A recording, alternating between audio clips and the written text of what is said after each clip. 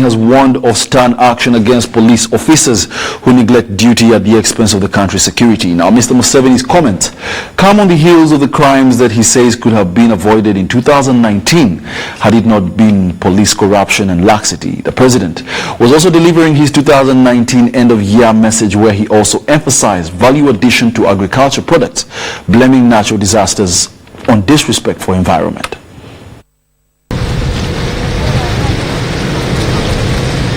"2019 was a year of highs and lows, with the latter registering crimes mainly attributed to corruption and laxity of police officers and other security agencies. But this did not imply no strides registered in maintaining the country's security, as a number of milestones were achieved." When earlier on I addressed Parliament on the 20th of June 2017, I laid out the 10 points of handling crime.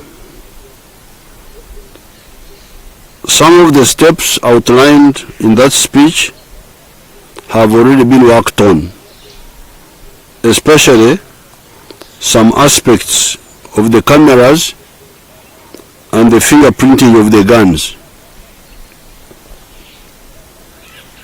Many of the other steps are not yet worked on. Nevertheless, the little that has been implemented has already created problems for the criminals.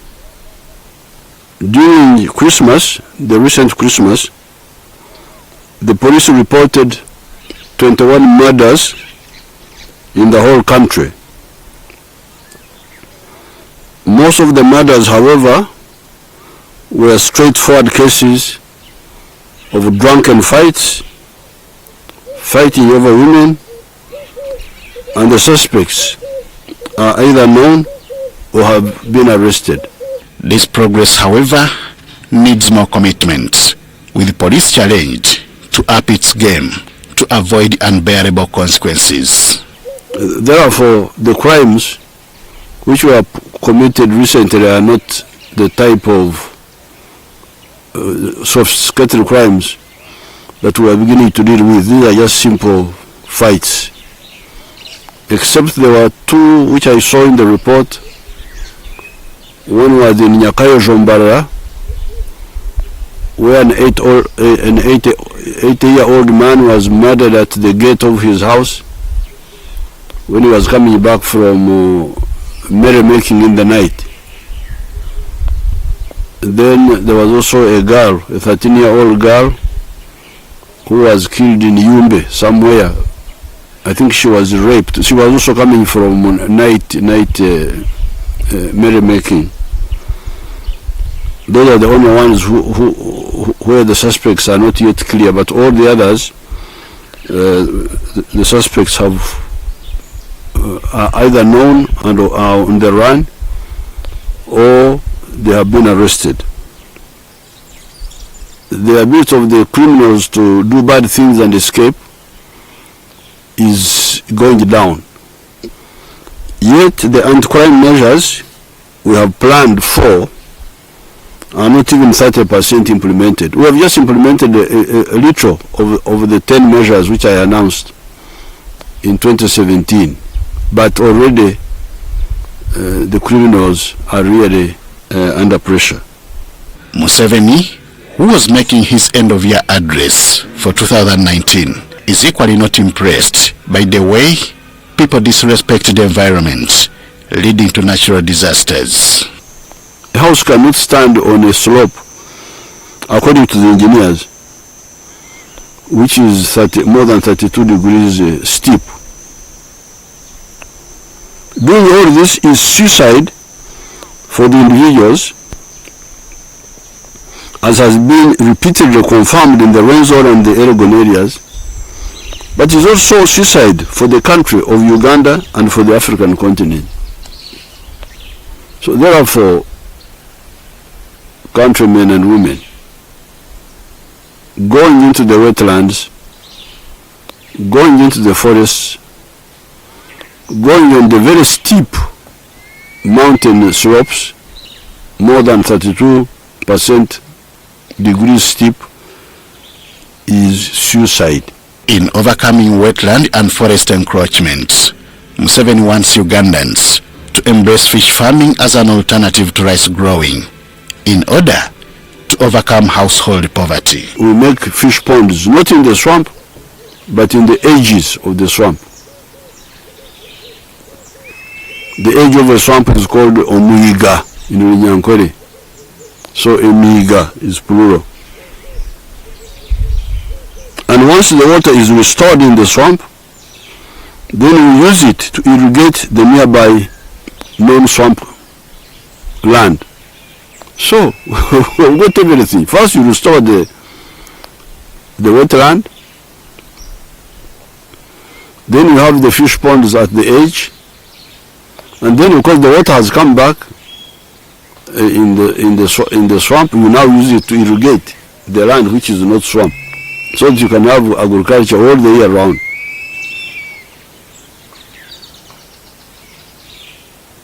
We have already tried this in the Limoto restored wetland, where we have created 5 fish ponds in one acre at the edge of the swamp, for which the members are now earning shillings 120 million per year.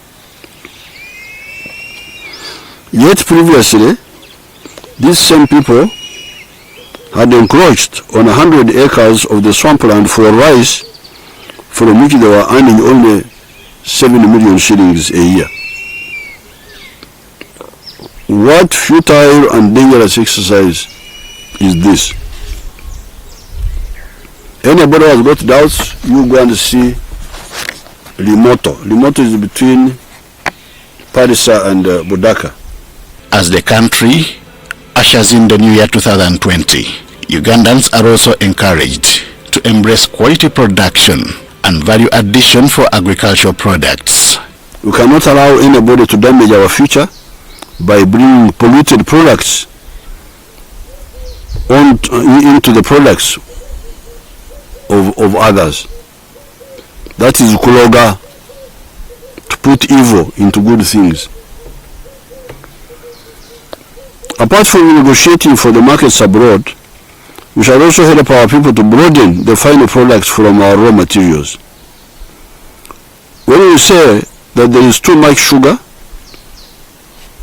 we currently only mean that there is too much sugar for sweetening tea. That's what we mean. How about the more refined sugar for using in Coca-Cola? How about the sugar for manufacturing the medicines needed by companies like Quality Chemicals to make syrup for children's medicines? How about making animal feeds out of the molasses of sugar? When we say that maize is too much, we only mean maize for making kawunga. How about animal feeds? How about industrial starch? How about pharmaceutical grade starch for making tablets in medicine?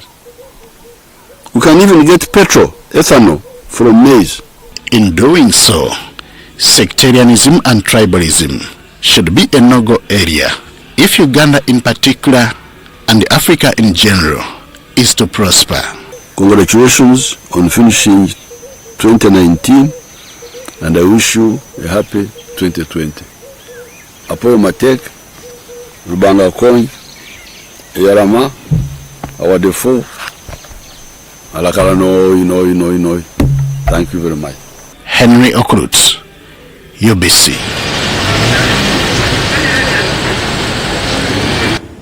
The president right there delivering his end-of-year message to the people of Uganda. We hope you got it loud and clear. No corruption will survive as far as police is concerned. In other news, thousands of born-again Christians thronged Canaan land to attend New Year prayers at the House of Prayer Ministries in Kawempe Division.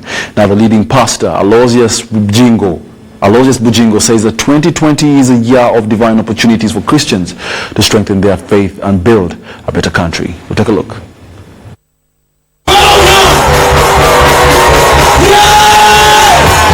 Fireworks and jubilations were visible in and around Kampala as thousands of people welcomed the New Year 2020.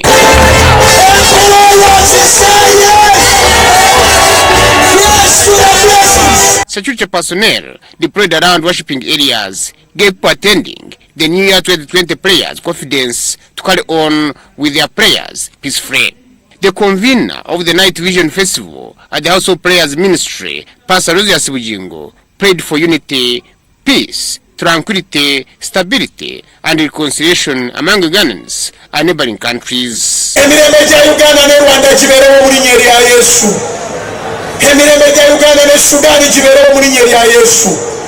Emirembe gya Uganda ne Kenya gibeerewo mu linnya erya Yesu. Emirembe gya Uganda ne Tanzania gibeerewo mu linnya erya Yesu. Emirembe gya Uganda ne region yonna gibeerewo. Abaganda balugera nti omuliraano gwokya bbiri. Tetwagala bizibu ku miriraano ne waffe tetwagala ebizibu. Pastor Bujingo prayed for all Ugandans, especially the youth, to work hard for progress and head the interim government for the prevailing peace and freedom of worship across the country. A greater Uganda conducively for our business. A greater Uganda with a conducive environment for our gospel. A greater Uganda for salvation. This is the fifth time House of Prayer Ministries hosts overnight Vision New Year prayers. Other end-of-year prayers were held at various designated worshipping places, including Old Kampala, Rubaga, Namirembe, All Saints Church, and Christ the King, among other worshipping places. Amana Deo and Muganga Henry reporting for UBC News. Now, relatedly, Ugandans chose whichever way was convenient and applicable to them to usher in the new year. And whereas many opted to go divine, others followed the trend of party after party, and these included our reporter who was at Fusion Auto Spa in Munyonyo. Details follow.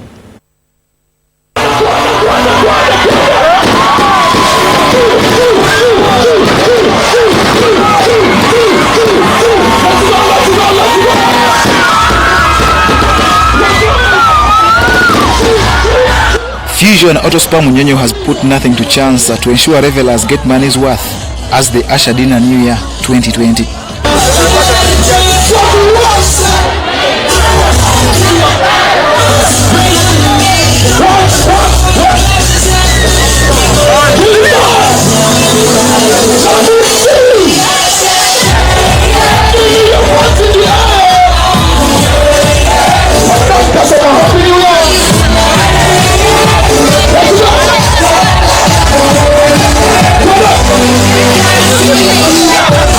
The atmosphere was electric, especially during the fireworks display that found partygoers in the perfect mood to say bye-bye to 2019 and welcome 2020 that starts a new decade.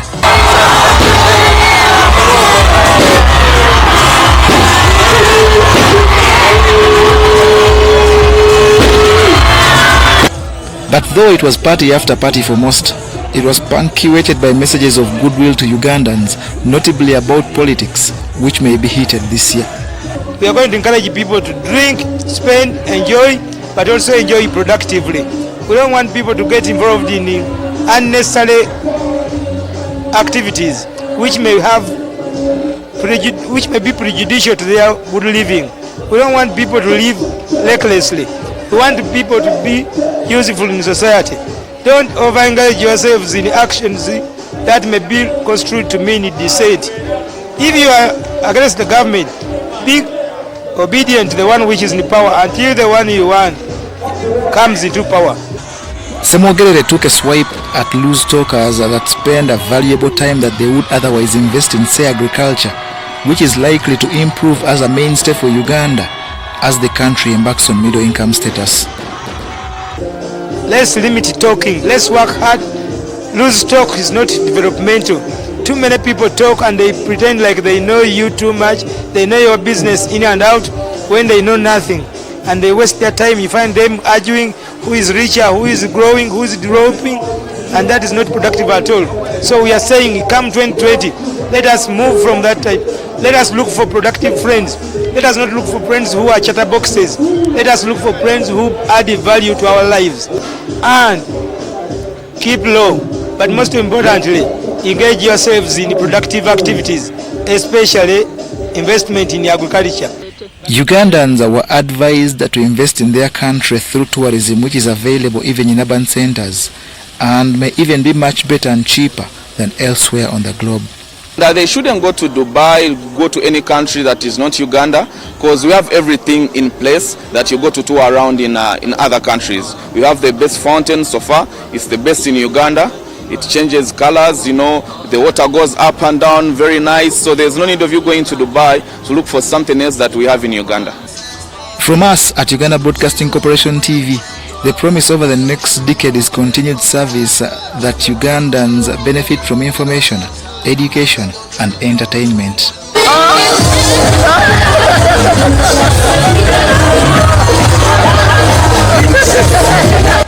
John Barnes, Senzam, reporting.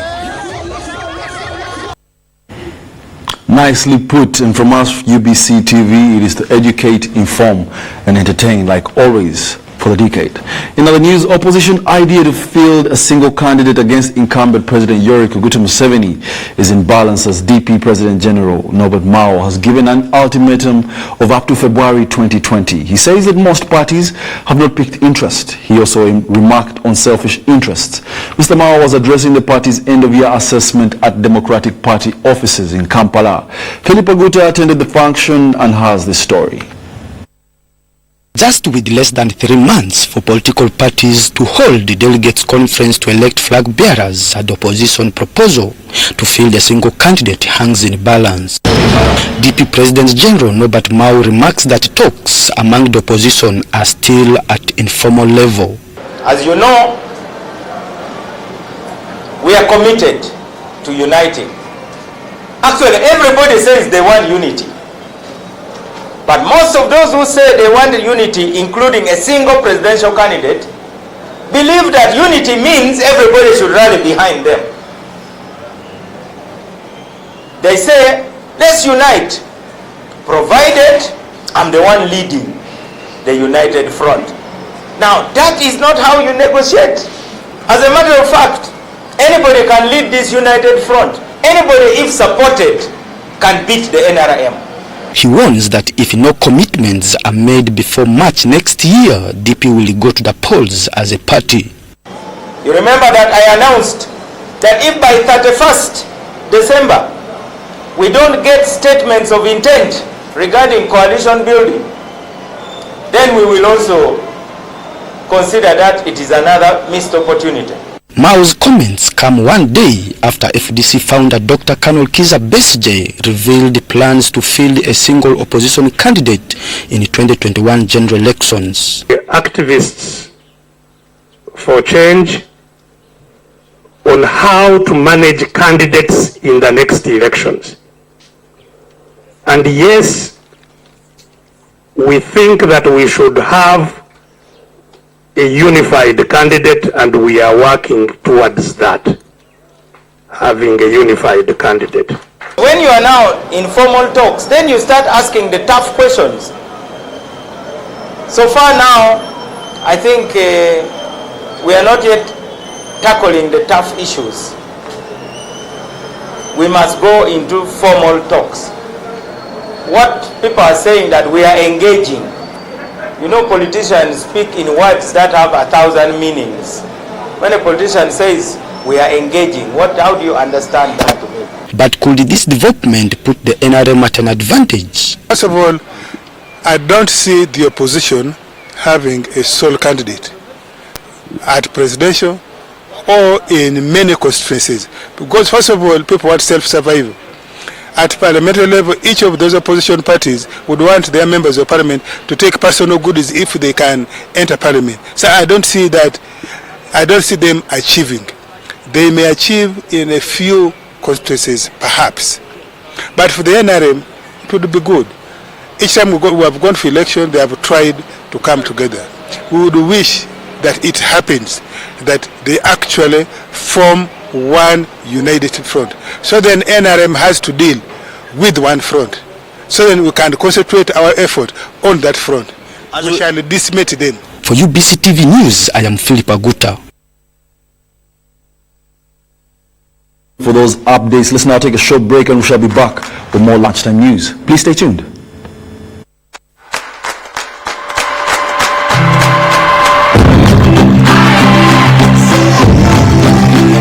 Good morning, Uganda.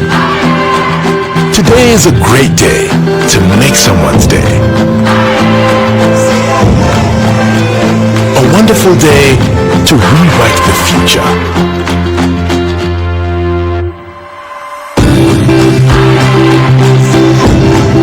Today is a beautiful day to light up their world.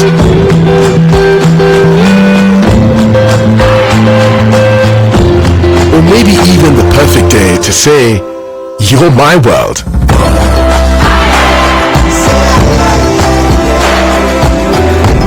A marvelous day to make a brand new start.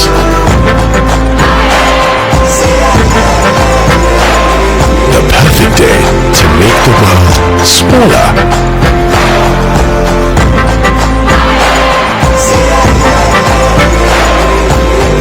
Uganda, today isn't just another day. Today is your day. Airtel Money, with you always. Airtel Money, instant, secure, borderless.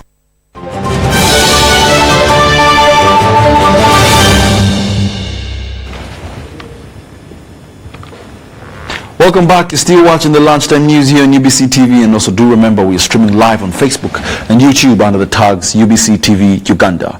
In our sports news, Uganda Netball Federation has confirmed participation in the 2020 African Netball Championship that will be hosted by Namibia at the yet-to-be confirmed date. Uganda, that had hitherto won the title twice, lost its grip last year when She Cranes finished third during the tournament hosted and won by South Africa. Uganda Netball Federation publicist Wilberforce Mutete says that Mutete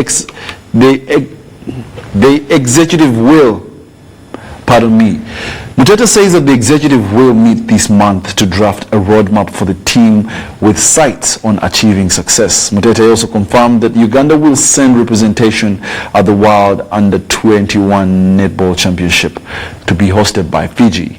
With time constraints likely to affect preparations for the Fiji tournament, Mutete says that they already have a team in place that they picked from various schools' competition in 2019. For the African Championship, Uganda Netball Federation is certain to use players that will shine in the league that they expect to start early.